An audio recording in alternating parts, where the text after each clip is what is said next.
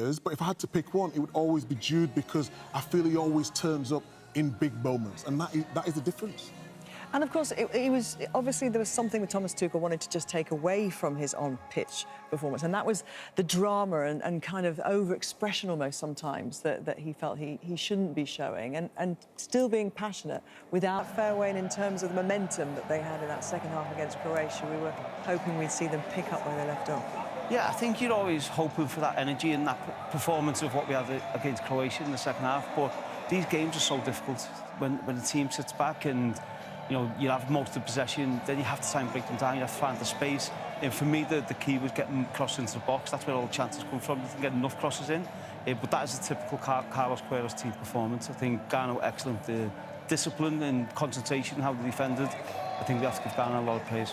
Absolutely, it's what he does in World Cups, and that's why, you know, he plays his team to sit deep, and he doesn't care if they finish with 25% possession. We said at half-time, didn't we? I mean, that was their tactic. They're going to go in that low block and frustrate England. They did exactly that. I think the frustrating thing for me was England wasn't brave enough. We talked about Croatia when they was in a formation and knew exactly what they wanted to do.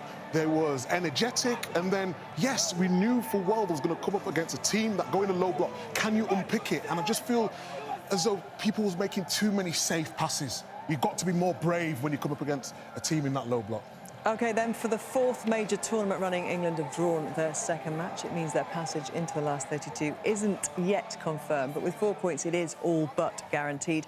Ghana are in the same boat and are almost certain to make the knockout stages for the first time since 2010. Croatia-Panama kicks off live on BBC One at midnight. And a reminder, England play Panama on Saturday night, and Ghana face the Croatians with top spot in Group L on the line.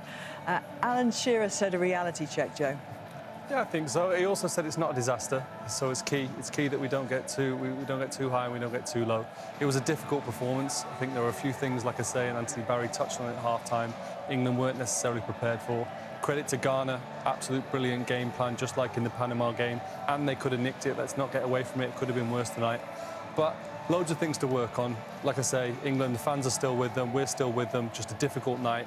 But I expect them to go on and perform on Saturday night. The highs and lows of a World Cup, Wayne, you've been there, you know what it's like. You know, they were singing Wonderwall to them, weren't they, after the Croatian game? And the players' faces there tonight, it's a very different emotion. It'll be a different emotion in that dressing room. It will, but well, me and Joe have experienced going out of a World Cup after 2 games.